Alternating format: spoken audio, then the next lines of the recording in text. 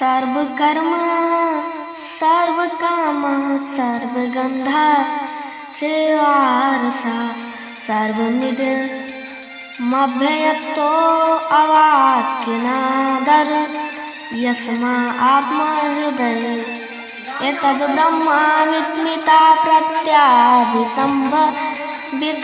स्मृति अस्ति यस्या ददानावितिहर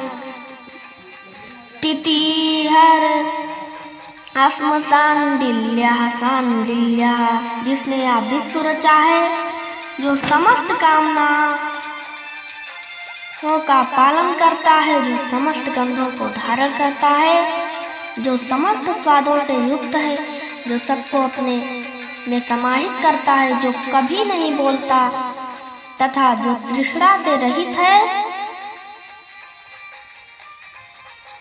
वह हृदय में स्थित मेरा आत्मा है, वही ब्रह्मा है। जब मैं यहाँ से चला जाऊंगा तब अवश्य ही उस तक पहुँचूंगा। जो इस प्रकार विश्वास रखता है तथा जिसमें कोई संदेह नहीं है, वह अवश्य ही उस भगवान को प्राप्त करेगा, अवश्य ही उस भगवान को प्राप्त करेगा।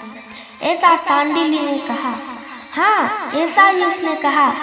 इन 4 परिच्छेदों में सांडिल्य हमें निरपेक्ष सार्वभौमिक आत्मा या तज्जलान, संस्कृत तज्जलान का ब्राह्मण या ब्रह्मांड संबंधी प्रमाण देते हैं। यह वह है जिससे चीजें पैदा होती हैं, जिसमें वह रहती हैं और मरम्मत करती हैं। इस जीवन में व्यक्ति के अपने कर्म के अनुसार अगले संसार में जीवन का निर्माण होता है। आत्मा एक सकारात्मक इकाई है, जो बड़ी और छोटी, अनंत और सूक्ष्म दोनों हो सकती है, जो निश्चित रूप से मृत्यु के बाद प्राप्त की जा सकती है। वह सार्वभौमिक आत्मा सभी के हृदय में व्यक्तिगत आत्मा के रूप में निवास करती है। मेरी आत्मा ब्रह्मा है। वह आत्मा से सृजन की प्रक्रिया का सकारात्मक तरीके से वर्णन करते हैं। तज्जलान वह ब्रह्मांड है जिसकी पहचान अपरिवर्तनीय ब्रह्मा से होती है, जो स्थान समय से बंधा नहीं है, जिसके 3 गुण हैं: ब्रह्मांड का निर्माता, रक्षक और संहारक। और व्यक्तिगत आत्मा अपने मूल स्वभाव में ब्रह्मा है। यह सब ब्रह्मा है। सांडिल्य विद्या शतपथ उपनिषद के अग्नि रहस्यमय का हिस्सा है, जिसका संक्षिप्त वर्णन निम्नलिखित 2 अंशों में किया गया है। SVX BI III 1 या 2 5 उसे सच्चे ब्रह्मा का ध्यान करना चाहिए। अब यहाँ मनुष्य वास्तव में समझ से युक्त है, और जब वह संसार से विदा लेता है तो इसकी समझ जितनी अधिक होती है, उसके अनुसार ही वह विदा होने पर परलोक में प्रवेश करता है। वह उस आत्मा का ध्यान करे जो बुद्धि से बना है, आत्मा के शरीर से युक्त है, ज्योति रूप से युक्त है, आकाशीय प्रकृति से युक्त है, जो इच्छा अनुसार अपना रूप बदलता है, विचार के समान शीघ्र है, सत्य निश्चय और सत्य उद्देश्य से युक्त है, जो सभी मधुर गंधों और स्वादों से युक्त है, जो सभी क्षेत्रों पर शासन करता है और इस पूरे ब्रह्मांड में व्याप्त है, जो निशब्द और उदासीन है।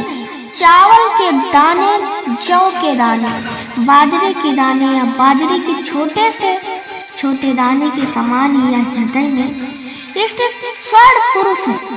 धूम रहित प्रकाश के समान ही वह आकाश से भी बड़ा है, आकाश से भी बड़ा है, पृथ्वी से भी बड़ा है, समस्त विद्यमान वस्तुओं से भी बड़ा है। वह आत्मा प्राण मेरी आत्मा है। यहाँ से चले जाने पर मैं उसी आत्मा को प्राप्त करूँगा निश्चय ही। जो इस पर विश्वास रखता है उसके लिए कोई अनिश्चित नहीं। ऐसा सांडिल्य ने कहा और ऐसी ही हुआ। यहाँ सबसे व्यापक रूप से समझाया गया है कि शरीर और मन आदि के भीतर का आत्मा वही सर्वव्यापी पुरुष है जो संपूर्ण सृष्टि का स्रोत, आधार, शक्ति और प्रकाश है। शतपथ ब्राह्मण में पाए जाने वाले ईश्वर के हिंदू विचार का पहला सूत्रीकरण चांडिल्य विद्या में दोहराया गया है। ऋषि ईश्वर को आत्मा या पुरुष या ब्रह्मा के रूप में उन सभी चीजों के निर्माता और अधिपति के रूप में संबोधित करते हैं जो थी और होंगी। भक्ति का चांडिल्य सिद्धांत विश्वास, जिसे वेदांत सार द्वारा चांडिल्य विद्या कहा जाता है, सगुण ब्रह्मा की ओर निर्देशित भक्ति ध्यान पर जोर देता है, अर्थात ब्रह्मा को गुणों से युक्त माना जाता है। याज्ञवल्क्य के प्रत्येक प्राणी में ही अमर आत्मा के सिद्धांत को आगे बढ़ाते हुए बताते हैं कि आत्मा जो चेतना, मन आदि से युक्त ब्रह्मा है, इच्छा के आधार पर एक शरीर से दूसरे शरीर में जाती है। जो इच्छा रहित है उसका पुनर्जन्म नहीं होता और वह ब्रह्मा बन जाता है और वह ब्रह्मा बन जाता है और वह ब्रह्मा बन जाता है।